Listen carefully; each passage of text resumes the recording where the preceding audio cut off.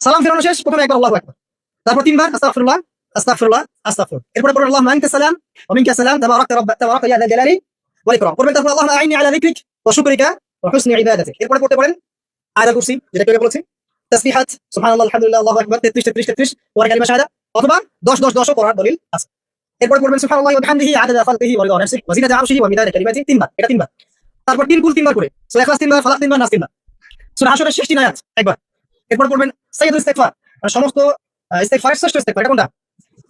আল্লাহুম্মা আনতা রাব্বি লা ইলাহা ইল্লা আনতা খালাকতানি আনা আবদুকা ওয়া আনা আলা আহদিকা ওয়া ওয়া'দিকা মাসতাতা'তু আউযু বিকা মিন শাররি মা সানা'তু আবু'ু লাকা বিনি'মাতিকা আলাইয়া ওয়া আবু'ু বিযানবি ফাগফির লি ফাইন্নাহু লা ইয়াগফিরু যুনুবা ইল্লা আনতা। এটা যে পড়বে সকালে পড়ে যদি রাতের মধ্যে মারা যায় জান্নাত ইনশাআল্লাহ, আবার সন্ধ্যায় পড়ে যদি সকালের আগে মারা যায় জান্নাত ইনশাআল্লাহ। এত বড় অস্ত্র, এত বড় একটা সুযোগ।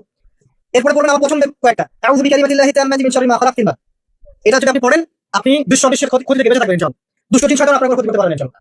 আরেকটা খুবই শক্তিশালী দোয়া আছে, সেটা হলো বিসমিল্লাহিল্লাযী লা ইয়াদুররু মা ইসমিহি শাইউন ফিল আরদ ওয়া লা ফিস সামা ওয়া হুয়াস সামিউল আলিম, তিনবার করে। এটা যে পড়বে, এই যে জিন বলেন, ভূত বলেন, যে পেতনি বলেন, যেগুলো আমরা ভয় পাই, ঠিক আছে, চোখ লাগা বলেন, বদনজর বলেন, যা যা আছে, হিংসা, কোনো কিছুই আপনার ক্ষতি করবে না।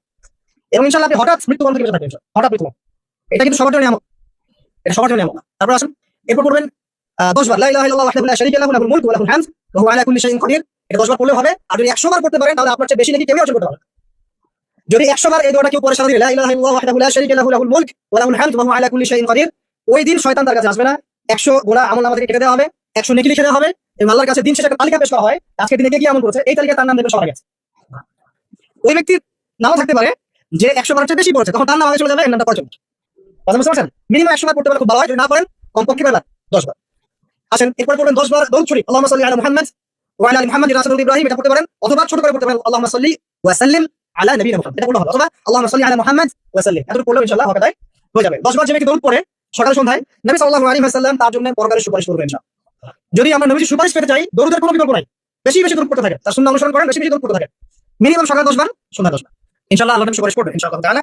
আর কাছে রাদিতু বিল্লাহি রাব্বান ওয়া বিল ইসলামি দীনান ওয়া বিমুহাম্মাদিন সাল্লাল্লাহু আলাইহি ওয়াসাল্লাম নবিয়্যা, এর একটা বড় ফজিলত আছে। কি ফজিলত? যে ব্যক্তি দোয়াটা সকাল সন্ধ্যা 3 বার করে পড়ে, কিয়ামতের মাঠে আল্লাহ পাকের উপর হক হয়ে যাবে, ওয়াজিব হয়ে যাবে, আল্লাহ ওই ব্যক্তিকে সন্তুষ্ট করে দিবেন ইনশাআল্লাহ।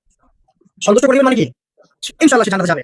আর কাছে এটা বিশেষ করে হাসবি আল্লাহু লা ইলাহা ইল্লা হু আলাইহি তাওয়াক্কালতু ওয়া হুয়া রাব্বুল আরশিল আযীম, এটা পড়তে হবে 7 বার। কয়বার? 7 বার। তাহলে কি হবে? আপনার দুনিয়া আখিরাতের যে চাওয়া পাওয়াগুলো আছে, এর জন্য আল্লাহ পাকই আপনার জন্য যথেষ্ট হয়ে যাবে। কাবে লাগবে এগুলা ফরজ নামাজ, ফজরের নামাজ জামাতে পড়ার পরে বসে বসে এগুলো করতে থাকবেন। যদি দোয়া আগে করা হয়, নামাজের মনোযোগ যেটা হচ্ছে আমাদের সমাজে যদি আগে করে ফেলা হয়, তাহলে দোয়ার পরে বসে থাকবে, বসে বসে এগুলো করতে থাকবেন। যদি পারেন ইশরাকের নামাজটা পড়ে মসজিদ থেকে বের হতে পারেন।